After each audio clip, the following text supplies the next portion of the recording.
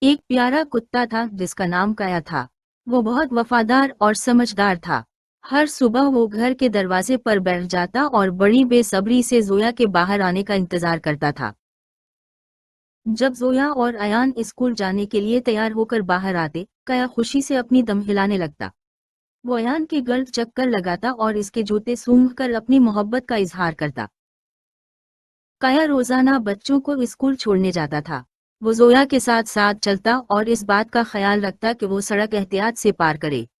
وہ ایک سچے محافظ کی طرح ان کے ساتھ ہوتا۔ اسکول پہنچ کر کایا گیٹ کے پاس رک جاتا۔ وہ سارا دن وہیں کسی سائے دار درخت کے نیچے بیٹھ جاتا۔ وہ خاموشی سے بچوں کی چھٹی ہونے کا انتظار کرتا رہتا تھا۔ ایک دن اچانک آسمان پر کالے بادل چھا گئے۔ تیز ہوا چلنے لگی اور بجلی کڑکنے لگی۔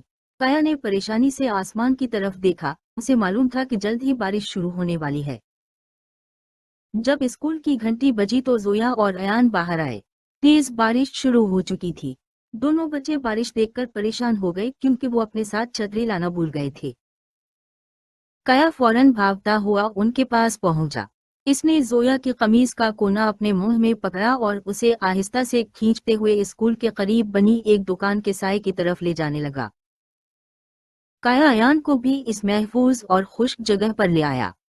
وہاں سب بچے بارش سے بچ گئے اور بالکل خشک رہے۔ ایان نے کایا کی وفاداری دیکھ کر اسے پیار سے تھپ تھپایا۔ تھوڑی دیر بعد بارش رک گئی۔ سورج بادلوں سے باہر نکل آیا۔ کایا اب زویا کو لے کر گھر کی طرف روانہ ہوا۔ راستے میں پانی کے چھوٹے چھوٹے تالاب تھے، لیکن کایا نے بہت احتیاط سے راستہ چنا۔